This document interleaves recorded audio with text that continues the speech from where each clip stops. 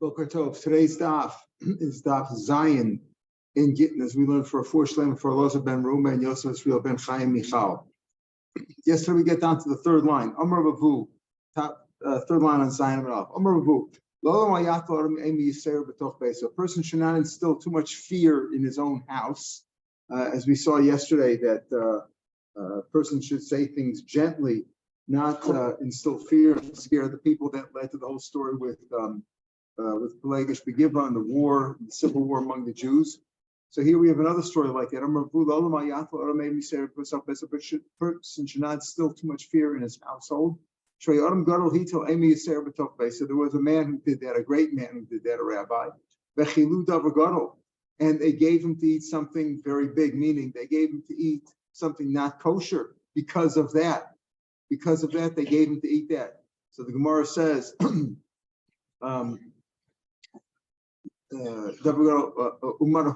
of all, who was that great person? Rav Chanina ben Gamliel.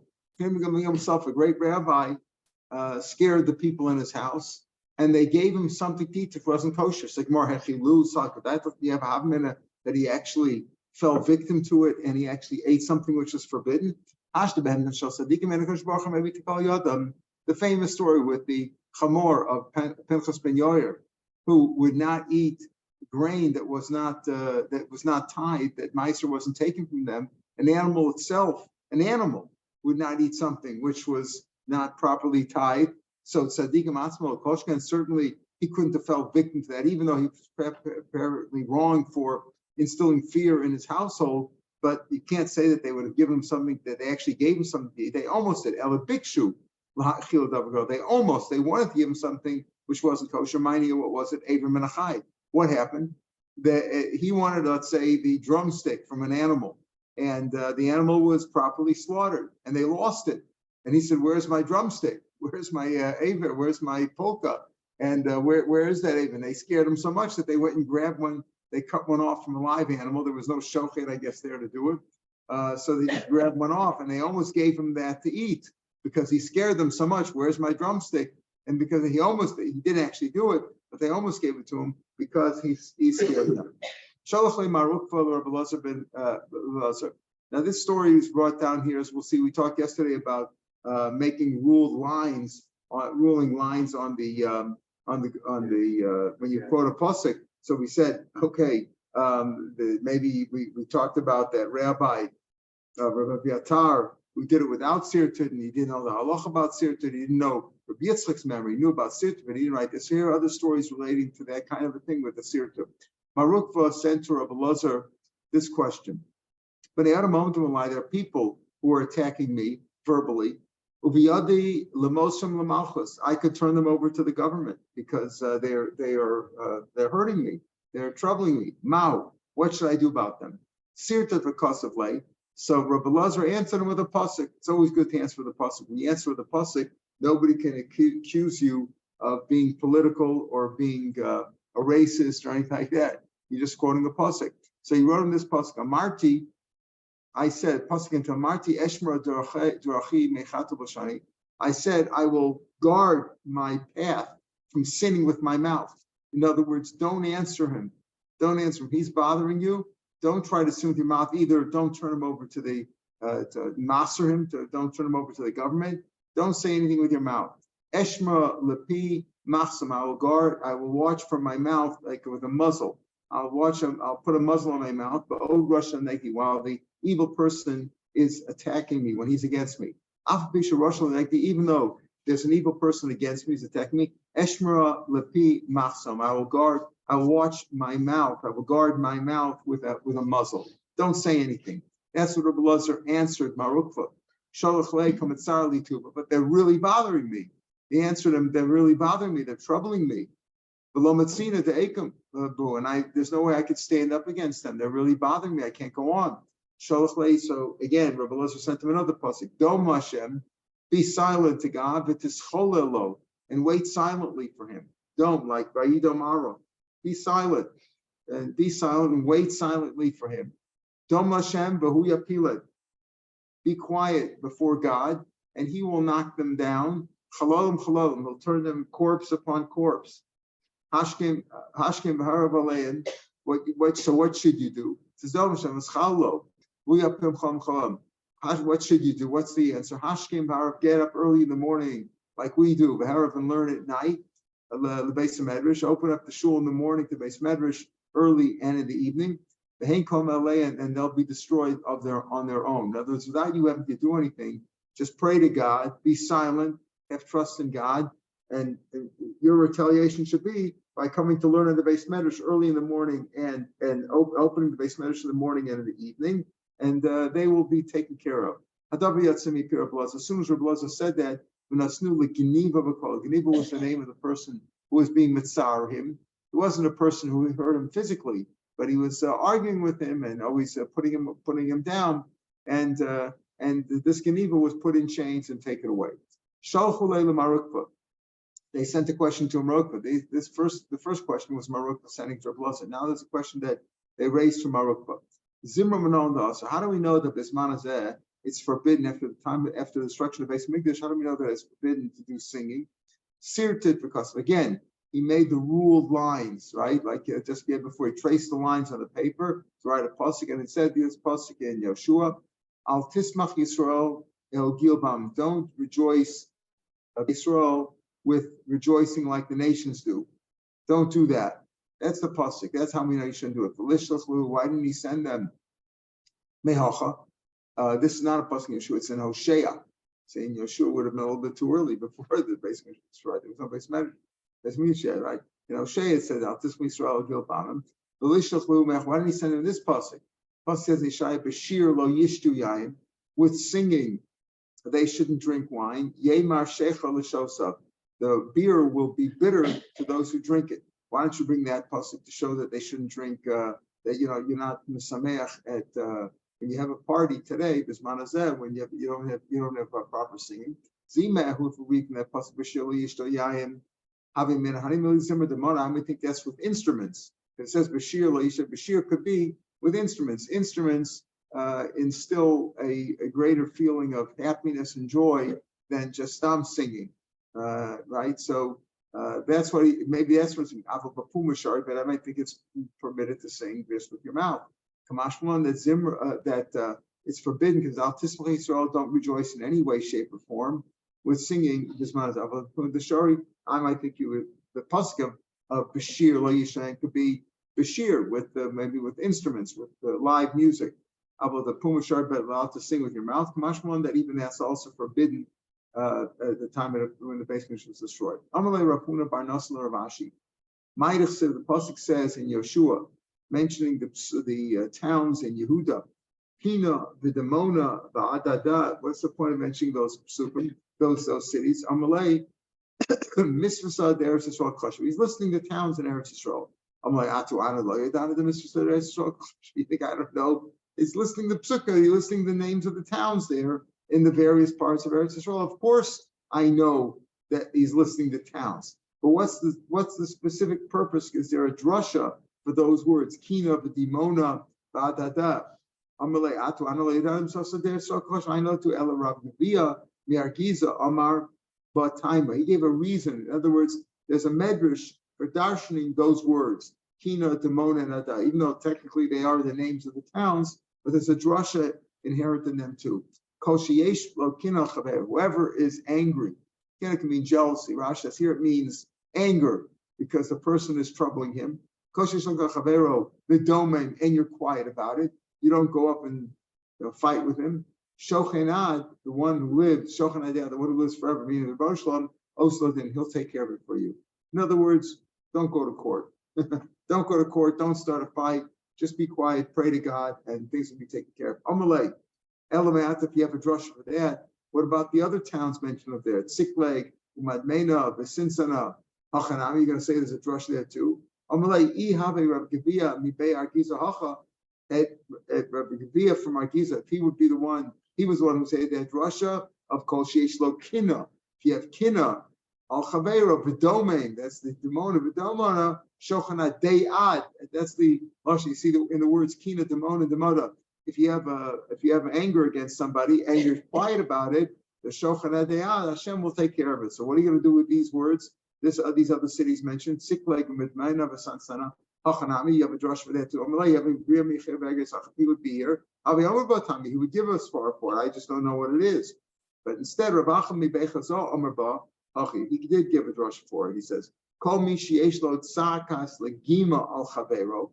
Okay, this is in here in the words tzak leg. If you have a cry of a protest for somebody else for Rashi says gozo mimenu bi'orid l'chayav l'sharim mizanosav.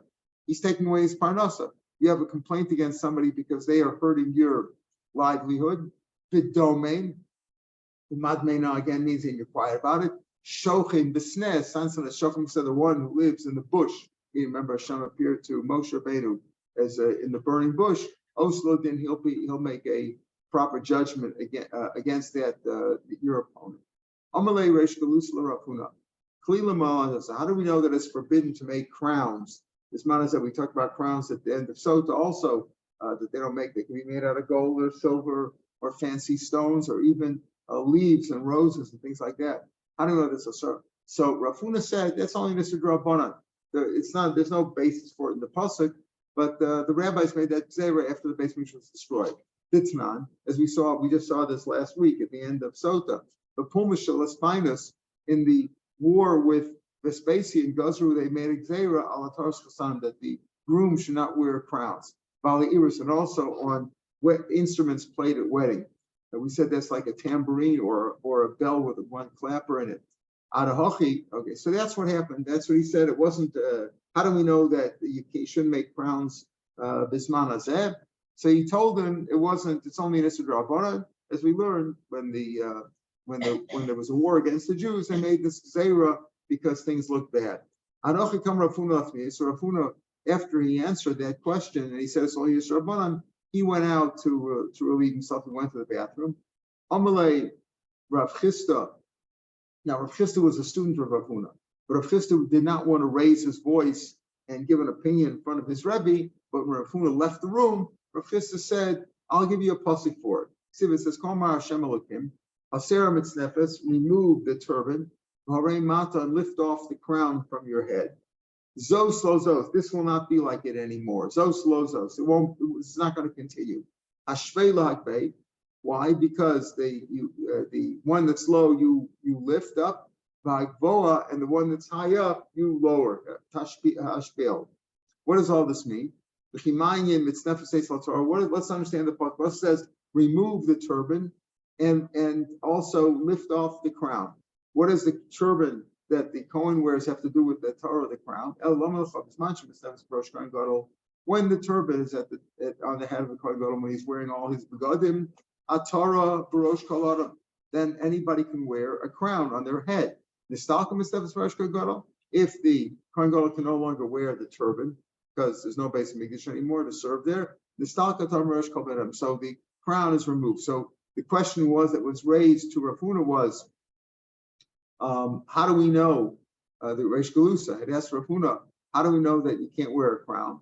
So Rafuna answered him, so the Rabbanan made the Gzeira when the war with Vespasian took place. And when Rafuna went out, Rav Chisda said, well, there's a pasuk based on a pasuk also. When the Kohen Gadol no longer wears a turban, you shouldn't be wearing a crown. So we have a basis for a pasuk. The pasuk serves as a basis for this rule. And the Rafuna came back in the room now.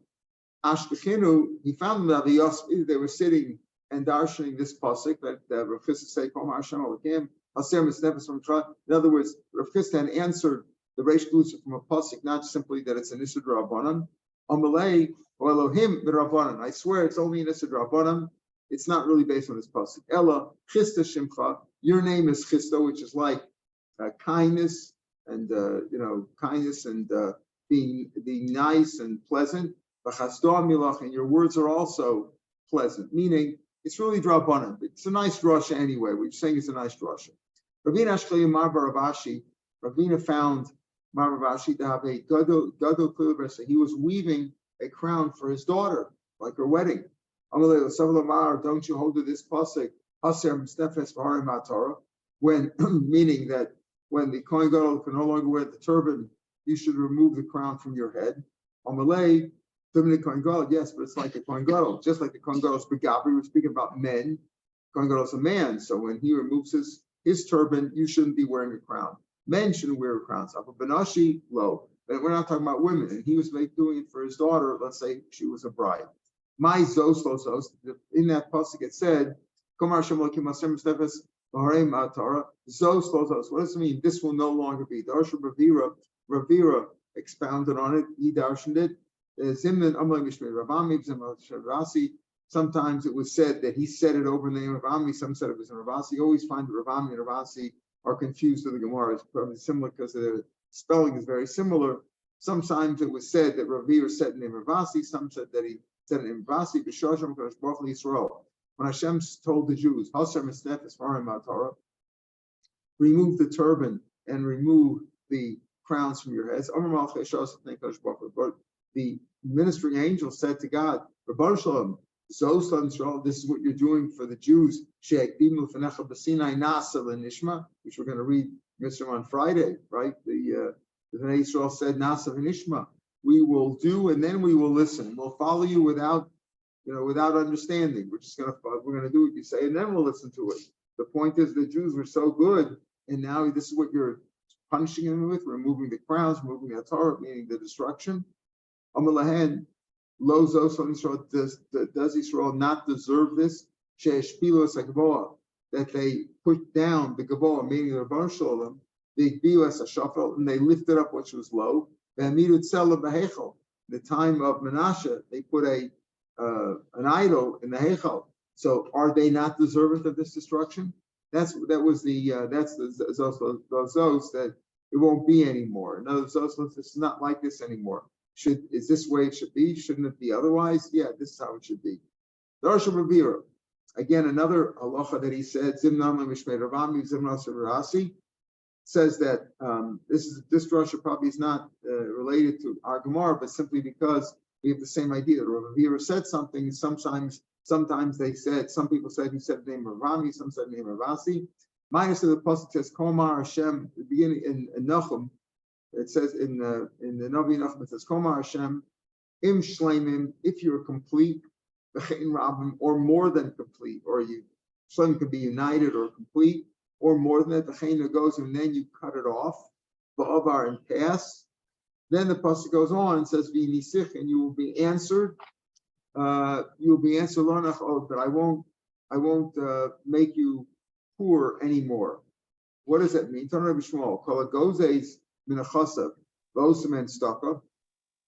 If a person, it says that's right. Imro, I skipped one. I'm trying to go through over. Imro Adam Shimzanosim. If a person sees that his food is very limited, but sami, it's exactly enough. He doesn't have any extra food in the house. Yasami and staka, he should give staka. In other words, when he's poor, that he only has enough, barely has enough to eat, no more than that, he should give some staka. Not necessarily that he should starve, but he should try to set aside some staka in the course of the year. But Koshken Shemurman, certainly if he has more than enough, it's not some, it's not exact. He has more than enough, certainly he should give staka. My bechena goes, what does it mean? And so it will be cut off of our annual pass. Tanur B'Shmuel, Kol ha'gozes min ha'chasav v'osem staka. If a person cuts off his assets and he gives them for tzedakah, nitzel b'din shekam, he'll be saved from the din of hell. What do we mean by that? So he says, Mashal shtei rechilos. It's an example with two sheep. Shayu over mine. They were walking. They were trying to pass through the river, cross the river. Achas ksuza. One was shorn. Achas anixus. One wasn't shorn. In other words, two sheep. One had all its wool on it and had not been shorn, and one was shorn. Sikzuza oberes. Shanixus oberes. The one who was shorn, who's thin, who's thinned out, doesn't have all the extra wool on it, as he can easily pass. The one who's not shorn, the one who's got too much wool on it, will not pass, will be stuck in the water. So as if to say that better to be lean than mean. If you're lean, just keep what you need. Like a person said, I have everything that I need and nothing that I don't need. If you don't need it, get rid of it, give it away, right? So the same thing with the money. If a person is exact in his food and his income, he should give tzedakah, and then he will be he'll be better off. Hashem will, especially if a person cuts off his assets and he gives tzedakah, he'll be saved. We say tzedakah tatzim mavas. The pasuk goes on. The inisich. What do you mean? Af aniyam isparnas min tzedakah.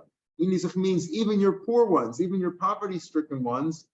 Also, if he gives tzedakah, he should give tzedakah. Lo and I won't make you poverty. I won't bring you to poverty anymore. There will be no more simanim. He will have no more signs of poverty once he gives tzedakah. So the way to avoid avoid poverty is to give away your assets, to give tzedakah, as we say, right? That the way to get more is by making yourself have less. By giving less, by making yourself have less, you will really get more. By giving tzedakah, you'll have more assets. So he said, what are the rules about maybe get dirasiyam? So he said maybe from overseas. You have to say because of the two reasons that we said, either because of the kiyum nishma or because they have a similar kaimo. But what is considered chutz la'aretz? Says that maybe dirasiyam. And Rashi had said all chutz la'aretz except for Babel is called dirasiyam. So Ramliel said, even if you bring from Rekem Mechager, even in these places, that's also considered chutz la'aretz. But blessed is a few part of Lulud, also chutz la'aretz. Rav Yehuda Rekem Misr. The Meimer the Aklat. So he said, okay, what are the rules? So he said, blessed is me. And Molech, right, from Eretz Yisrael to chutz la'aretz because they ate him simultaneously. Okay. Maybe dinam asayam. Social finance. She lives. I feel Ashkelon. So Rav Yehuda said, here are the boundaries. Rekem Mizrach, like you said before, Rekem Mechager. Rekem is on the eastern border, and Rekem is in chutz la'aretz. Ashkelon is on the southern border. Akko is on the northern border. Akko is like the north of Eretz Yisrael. So if you bring a get from Akko to Shamayim, you have to say b'fani nechtem. So Gemara says, the Akko is thrown to Eretz Yisrael. Are you telling me that Akko is the northern border? That Akko is the northern border? Because it says from Akko and north of that, Akko is chutz la'aretz. Anything north of that is chutz la'aretz. So it's mashma that Akko is on the border of Israel and chutz la'aretz, and Akko is actually in chutz la'aretz. Maybe the Akko is thrown there, so it's in the north of Eretz Yisrael.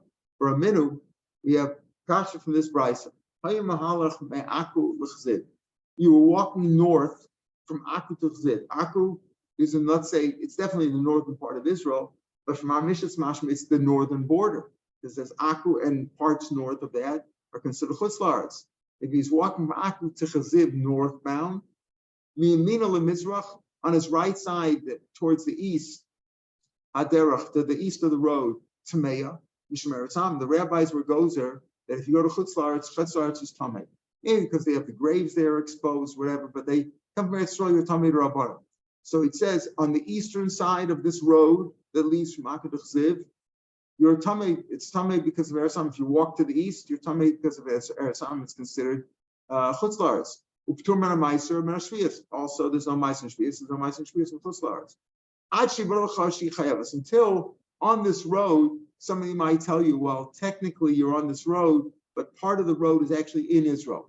It's actually in Israel. Somebody knows, that the road here is a little bit indented or whatever, it's moved in, and this part is actually Eretz Yisrael. But otherwise, you could assume that on this road to the right is chutz la'aretz. On this road to the left, as we'll see now, Mismolo Lamara, on your left side to the west Lamar V'derech, Tahora Mishim Eretz. It's not Eretz, it's Eretz Yisrael. It's Eretz Yisrael. Until somebody tells you this area is actually in chutz la'aretz. Somebody who's a baki there. Ad Heichen until where? Ad Chaziv, until Chaziv. This is the rule about the road from Akko to Chaziv. You're walking north. So if from Akko to Chaziv to the west, and your western side is Israel, so Akko is not the northern border. Chaziv is the northern border, right? You're walking from Akko to Chaziv, all the way up to Chaziv. On the left side is Israel. So how can you say that Akko is the northern border? So, and not only that, he says Ad Chaziv is considered Israel on the left. Rabbi Shmuel son of Yosef says Mishum Aviv, in the name of Rabbi Yosef, Ad Livlevo. It's not Volvo. I think it's Livlevo, right? It's not until Volvo. It's Livlevo. Point is that city is already, until that city is considered Israel. Maybe ad below ad b'chlal, maybe ad chazir below ad b'chlal, but certainly from Akku you're walking north, and to the west is Israel. So how can you say that Akku is the northern border? Amar Abaye, Ritzur Nafka b'Yoav. I'm sorry, Ritzur Nafka. Technically, Akku is the northern part. If you look at as one block, Eretz Yisrael, it's not exactly a square or a rectangle, but it's the northern part of the basic part, the main body of Israel.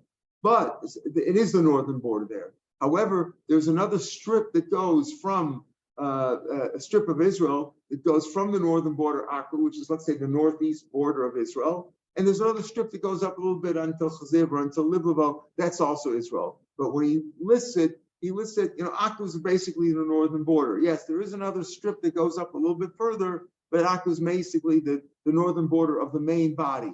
How do you say, like the continental United States, right, as opposed to Alaska and Hawaii, right?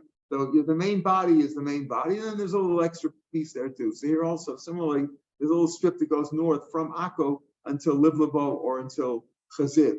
Says the Gemara, you would give a simon that way. In other words, you give a simon that, if you walk from this from Akku to Chazir or to Livlavo on this road, to the right is Chutz La'aretz, to the left is Eretz Yisrael. Would you give a simon based simply on a strip that's not the main part of Israel? The Yav Tara Simon Haki is saying you would. Kranami of Simon. We find this in a pasuk that gives a simon simile. The simon says, we're having a festival for God in Shiloh. From olden times, there's always a festival there. Where is Shiloh? It's north of Bethel, which it is today, right? Mizracha Shemesh Lemesila, to the eastern side of the road, the path that goes up there. Ha'olami Beit El Shchema. If you take the road from Beit El up to Shechem, so where is Shiloh? Shiloh is on the right of that road. So it's north of Beit El, right? We said it's north of Beit El. South of Lavona. And where is it exactly? It's east of the road that goes from Beit El to Shechem. So it's you take the road up from Beit El to Shechem, and east of that road is this town of Shiloh, and Shiloh is north of Beit El and south of Lavona. So you see, based on a road, gives you a simon too. It tells you based on this road, this is where Shiloh is, east of the road. V'amar Papa lemizracha shamasila. When it says over here mizracha hashemesh lemasila, we're defining where Shiloh is. Shiloh is east of this road that goes from Beit El to Shechem. Okay, now in a new topic. Tana Chada, maybe get the Sfina. We're assuming now that you're in a river in Israel, and you wrote a get on the boat. And we've learned in our Mishnah that if you bring a get from Chutz La'aretz to Eretz Yisrael, you have to say Panei Nechta.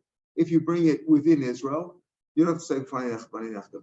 For two reasons. Both reasons don't apply. Number one, everybody there is Bakiyim. They're Baki in Eretz Yisrael. They know the rules about it speaking Lishma. Number two, the same in let's say from Judah to Judah or Galil to Galil, where there's no different borders that from which people would not recognize signatures from one area of Israel to another area.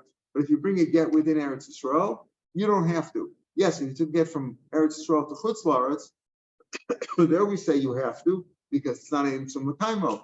But if you bring a get in Eretz Yisrael, as the Mishnah said, maybe get Eretz Yisrael, the last lines of the Mishnah on Beis Ma'alef, you don't have to. If somebody does contest it, you don't have to. We said yesterday that the rabbis answered questions, said, it's always a good idea to say even if you don't have to. Even though the rabbis didn't say you had to say but it's a good idea to do it even when it's not required.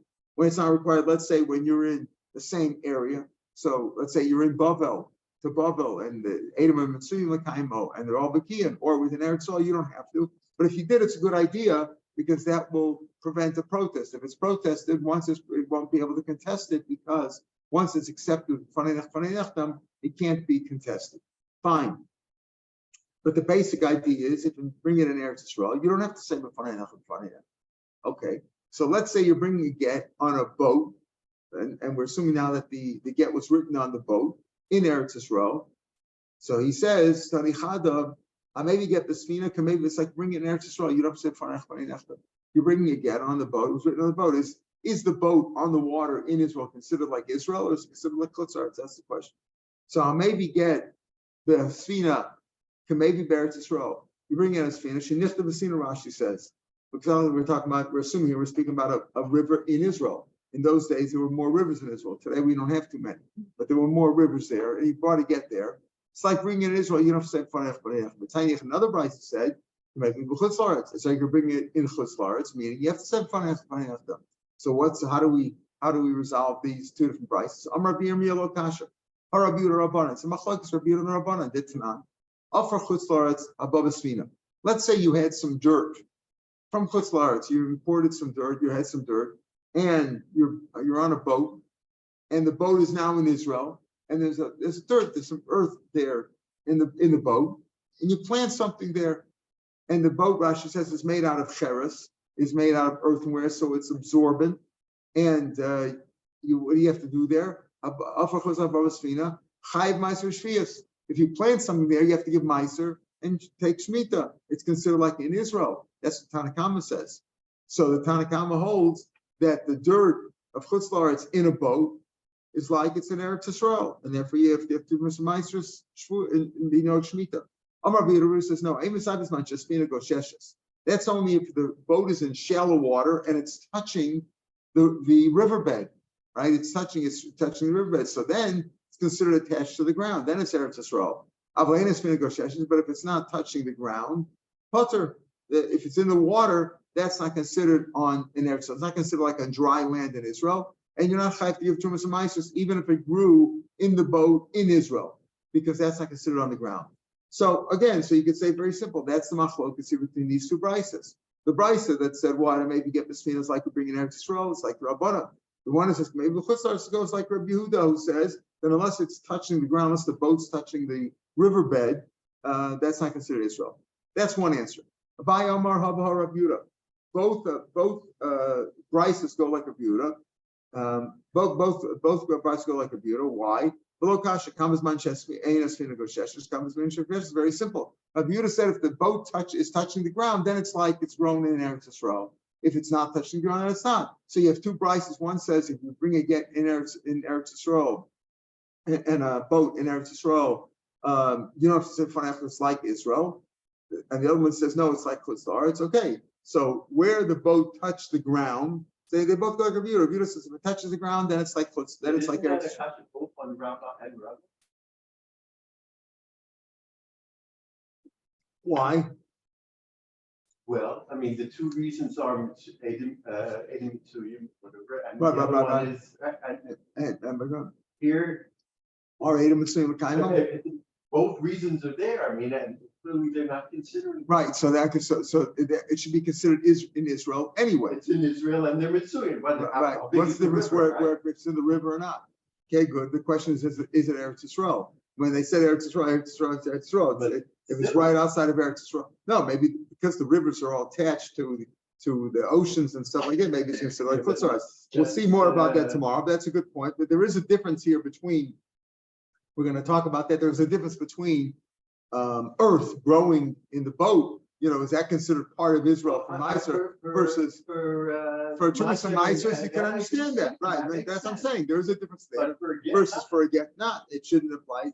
Very good. So that's a good point. We'll talk about it in tomorrow's tomorrow. We're going to see that's going to be an answer. That's going to be one of the answers. I think that when we talk about this, it's one thing, but when we talk about that, it's something else. So we'll see. Okay, but that's a good point. It's a good point. You could say, what is it? Or you can answer and say, well, it's not the issue. The issue is it Israel or is it not? The rabbis made Xera.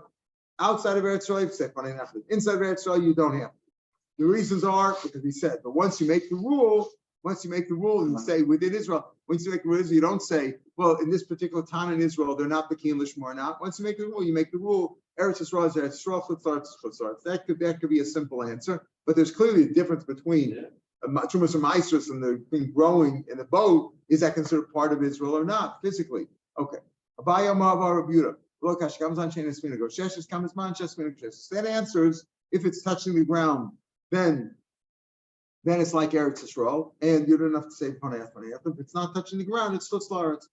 Amar of Zera, you're asking even if it's not touching the ground, it's physically in Israel, right? Even if it's not touching us in Israel, okay. They but learned the right, that's what you make it. Right. Right. So according to Chachamim, there is no difference.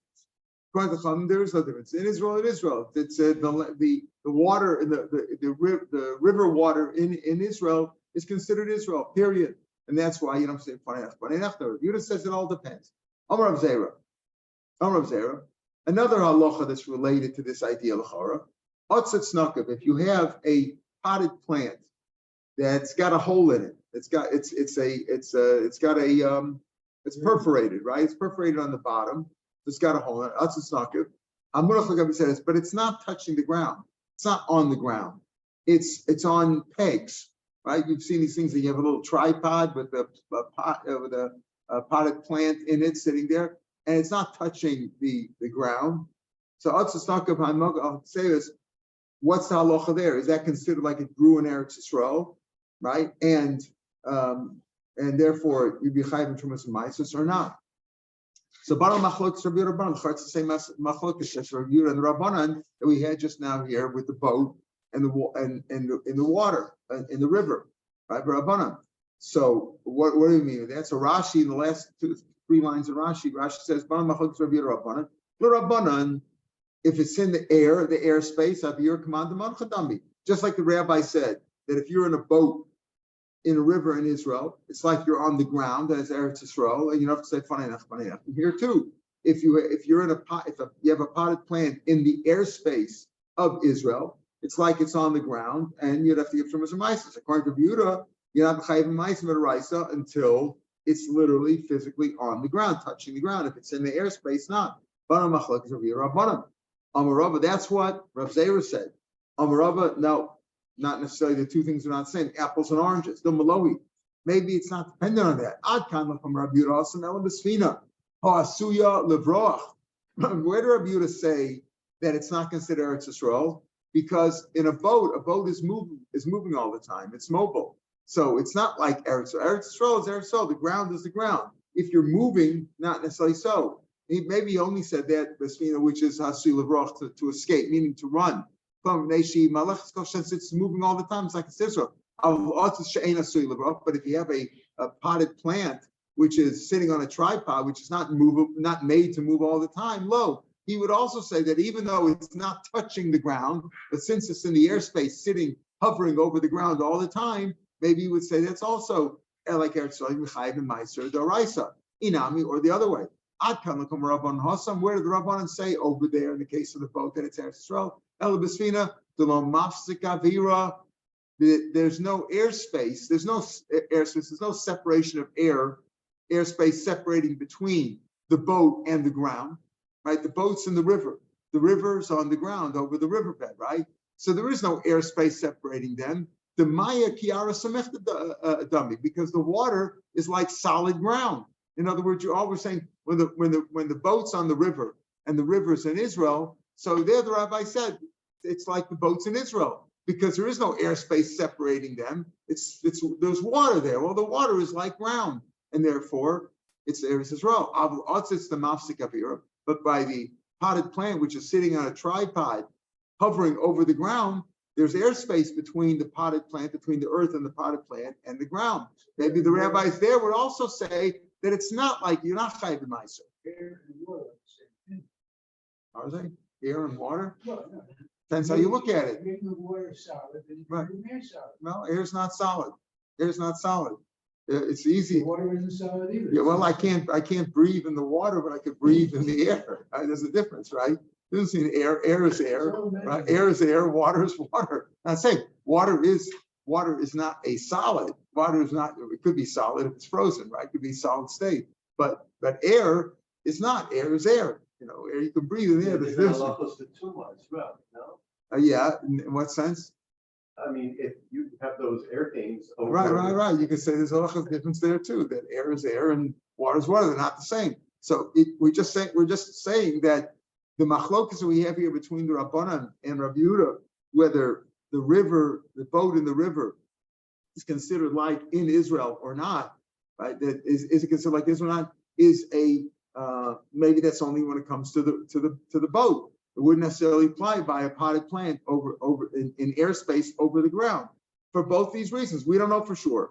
Maybe Rav Yehuda only said it by a boat because it's moving, so it's not considered in the ground. But this is since the potted plant is basically stationary. Of course, it's movable, but it's basically stationary, so it's like it's on the ground. Or maybe the other way around. Maybe the rabbis only say that halacha by esfina because it's like on the ground because there's no airspace separating between the boat and the ground. It's simply water. So the water can be viewed as being solid. It's not really solid, but it can be viewed that way because there's no airspace in between. But or else it's the mafsgar or low. Okay, so that's another answer. Now, Rav Nachman, well, this leads, we're not going to go through the whole Gemara, but Rav Nachman basically, we'll just see the first few answers. Rav Nachman, if the river's in Israel, there's no argument. Now, this could be Michael, what you were getting at. If the river's in Israel, everybody agrees that's Israel. What's the difference if it's in a river, it's on the dry land? That's Israel. But notice that it's pligi. There's no machlokas there. Rashi says the Keretz Yisrael ninu. Afagav the ein sfina goshes. Even if the boat is not touching the ground, the time of the get lo mishum yanika min karka, right? Like you said, that's what I said. Have patience a minute, right? That the reason for the get is not because of getting nourishment from the ground. Kamaisa or kashvias. Obviously, the reasons are because it's Mitzrayim Lekaimo and there's people around. You're in that geographical area. Where's the machlokas? The machlokas is by the Yamagadol. So Benar says pligi because when it comes to a get, obviously there should be no difference if the river is in Israel physically. Eliki pligi be Yamagadol. The machlokas is by the Yamagadol by the Mediterranean. Okay, because that's the question: is that considered Eretz Yisrael or not? That's the issue. And this leads us into tomorrow's Gemara, which is going to talk about what are the borders of Israel. In other words, we say the Sukkim say in Chumash where our borders are, right? We have these different towns that are mentioned here, Rechem and Cheker, etc. What are the actual borders? But Yoshua delineated the borders are delineated in Israel. The Gvul tells you what the Gvul will be. Both in Varma talks about that, and Yoshua talks about the Gvul. But what's our western border? The Mediterranean. So where is the border? Is the border at Tel Aviv and in Caesarea right there, or is it all the way past Malta? So that if you go to Malta, you're still in Israel, right? Because wherever the water is, as far as the water goes, the whole Yamagadol is considered our western border. It's all part of Israel. Malta, yeah, far away from the border of Israel. Right. The water is not touching the ground of Israel. Right. But whereas here, correct.